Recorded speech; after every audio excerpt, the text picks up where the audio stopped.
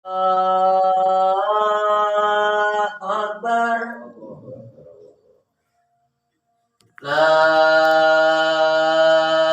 ilaha illallah.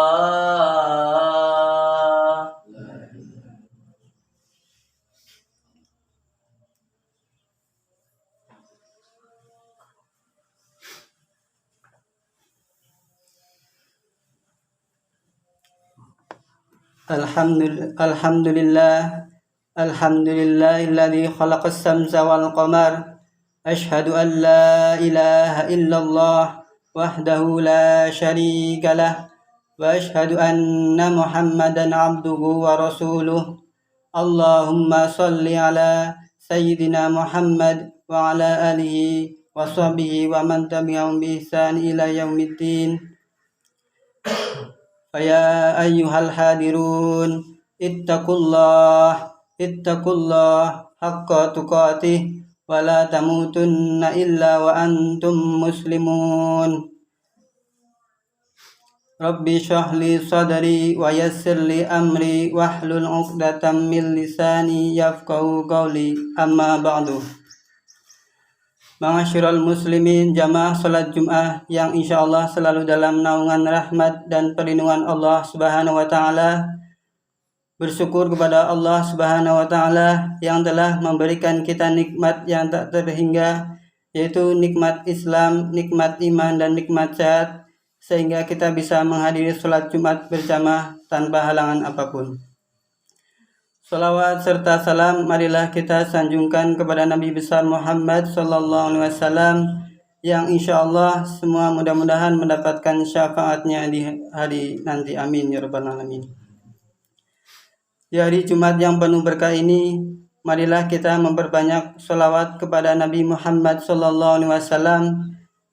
Dan dalam kesempatan kali ini saya mengajak khususnya kepada diri saya pribadi dan kepada jamaah sekalian agar kita selalu meningkatkan kualitas keimanan, ketaatan dan ketakwaan kepada Allah Subhanahu wa taala dengan menjalankan perintahnya dan menjauhi larangannya.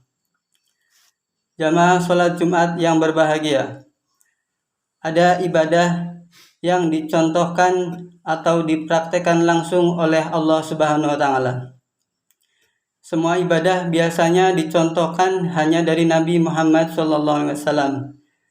Tapi ini ada ibadah yang sangat penting dan ternyata Allah sendiri yang mencontohkan. Tentu saja Nabi Muhammad SAW juga mencontohkan. Yang pasti bukan sholat. Karena Allah Subhanahu wa taala tidak menyatakan bahwa Allah pun sholat. Bukan pula zakat, karena Allah tidak menyebutkan bahwa Allah berzakat. Puasa juga tidak. Ini adalah satu-satunya ibadah yang dicontohkan oleh Allah Subhanahu wa taala dalam surat Al-Ahzab ayat 56. Innallaha wa malaikatahu yusholluna 'alan nabi. Sesungguhnya Allah dan malaikat-malaikatnya bersolawat untuk Nabi. Jadi ibadah solawat Nabi itu malaikat mencontohkan, Allah sendiri mencontohkan, dan tentu saja Nabi Muhammad SAW juga mencontohkan. Tapi tentu saja berbeda, solawatnya manusia dengan solawatnya Allah itu beda. Allah memberikan solawat kepada Nabi artinya langsung memberikan. Sedangkan kalau kita bersolawat kepada Nabi itu artinya memohon kepada Allah agar Nabi mendapatkan keberkahan. Inilah bukti pentingnya sholawat, karena sholawat Nabi itu menjadi rukun dalam sholat.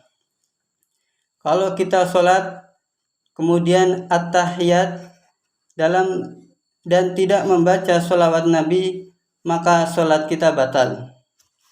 Bahkan untuk sholat yang tidak menggunakan at-tahiyat, yaitu sholat jenazah yang hanya berdiri, sholat jenazah pun sholawat Nabi merupakan rukun dalam sholat jenazah.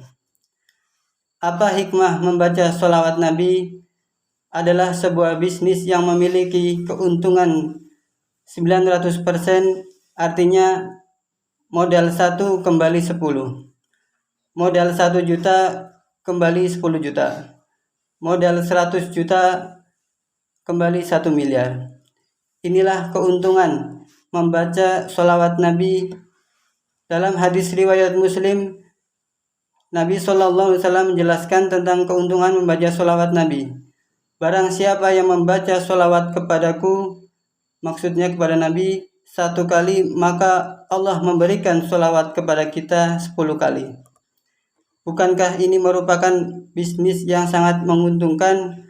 Allah langsung membayar cash 10 kali lipat. Bahkan suatu ketika Nabi SAW kedatangan malaikat Jibril, malaikat Mikail, malaikat Israel, dan malaikat Israfil. Malaikat Jibril, Mikail, Israel, dan Israfil bertanya kepada Rasulullah SAW, saking senangnya kepada orang yang membaca sholawat, maka malaikat Jibril mengatakan, "Ya Rasulullah, saya akan menolong kepada orang yang membaca sholawat kepadamu 10 kali, yaitu besok pada hari kiamat. Ia akan melewati sirat, akan ku pegang tangannya, akan ku tuntun, akan ku selamatkan." Begitu juga malaikat Israel, "Ya Rasulullah, barang siapa membaca sholawat ke atasmu 10 kali, maka nanti saat aku mencabut ruhnya atau nyawanya, akan kucabut sebagaimana para anbiya wal mursalin, ruhnya para nabi dan rasul."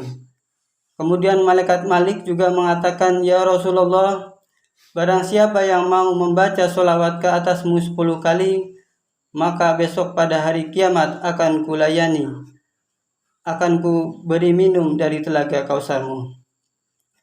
Kemudian malaikat Israfil juga mengatakan kepada Rasulullah SAW, "Barang siapa yang mau membaca sholawat ke atasmu 10 kali, maka saya akan bersujud kepada Allah, akan meminta kepada Allah semoga orang yang bersholawat ke atasmu diampuni segala dosa-dosanya." Maka amalan sholawat ini Masya Allah luar biasa fadilahnya. Sidang Jumat yang berbahagia. Hadis yang kedua, hadis riwayat Ahmad. Suatu saat Nabi Muhammad SAW menjadi khatib Jumat, mau naik mimbar. Pada saat naik tangga pertama, beliau mengucapkan amin. Naik lagi, kemudian membaca amin. Naik lagi, kemudian membaca amin sampai 3 kali. Selesai sholat Jumat, sahabat bertanya, "Wahai Nabi SAW, apa gerangan yang ada sehingga engkau mengucapkan amin berturut 3 kali?" Lantas Nabi Muhammad SAW menjawab, "Pada saat saya menaiki tangga yang pertama, malaikat Jibril mengucapkan, 'Sungguh sangat menyesal dan rugi orang yang mendengar namamu disebut, tapi dia tidak mengucapkan sholawat kepadamu.' Nabi Muhammad mengucapkan amin." Lalu yang kedua, "Sungguh menyesal dan sangat merugi siapa orangnya yang masih memiliki orang tua tetapi dia tidak dapat mengantarkannya masuk surga." Kemudian Nabi Muhammad SAW menjawab amin. Kemudian amin yang ketiga, malaikat Jibril mengatakan bahwa sungguh menyesal dan sangat merugi apabila seorang hamba menjumpai bulan suci Ramadan tapi dia tidak mendapatkan ampunan. Nabi pun mengatakan amin. Dalam hadis ini jelas kesimpulannya bahwa seseorang yang mendengar nama Nabi Muhammad SAW disebut, maka harus membaca sholawat Nabi. Karena malaikat dan Allah Subhanahu wa Ta'ala juga bersolawat kepada Nabi Muhammad SAW. Tidak hanya mencontohkan saja, bahkan perintah sholawat itu langsung berada dalam ayat selanjutnya. "Ya ayyuhalladzina amanu sallu alaihi wa sallimu taslima." Hai orang-orang yang beriman, bersolawatlah kamu untuk Nabi Muhammad SAW dan ucapkanlah salam penghormatan kepadanya. Itulah pentingnya kita membaca sholawat Nabi, Karena selain dicontohkan oleh Allah dan malaikat-malaikat Allah, kita juga diperintahkan untuk bersolawat. Ada pertanyaan, mengapa hamba Allah perlu bersolawat kepada Nabi?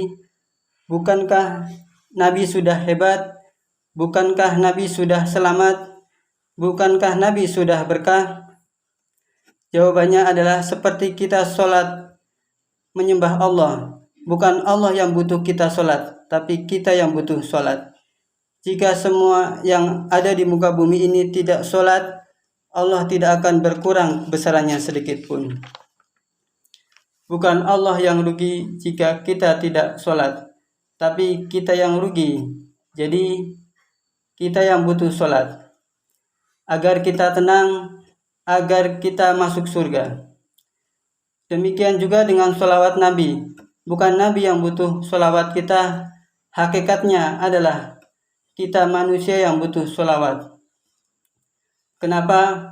Karena yang pertama, biar sholatnya sah, biar mendapatkan 10 kali lipat pahala membaca sholawat, dan biar mencintai Nabi Muhammad SAW. Inilah yang kita butuhkan.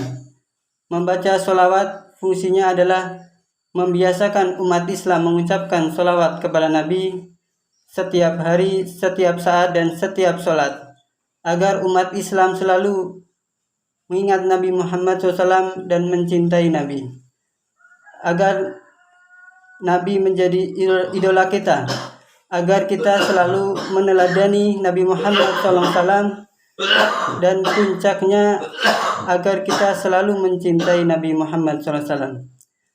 Karena atas berkahnya kita mendapatkan 10 kali sholawat dari Nabi. Karena dengan sholawat doa kita makbul.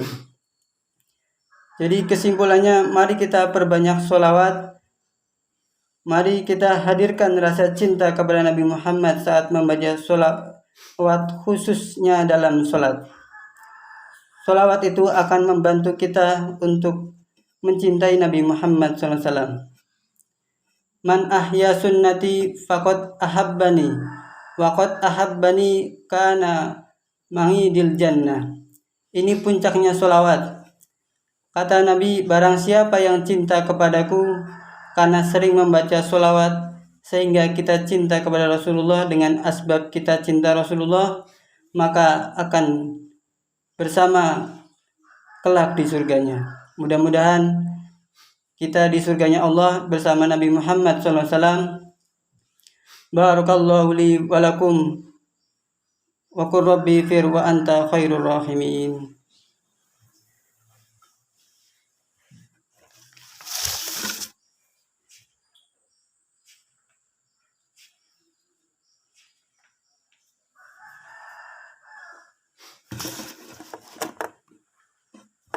Alhamdulillahilladzi arsala rasulahu bil huda wa dinil haq liyudhhirahu 'alad dini kullih walau karihal musyrikun. Asyhadu an la ilaha illallah wa asyhadu anna Muhammadan abduhu wa rasuluh.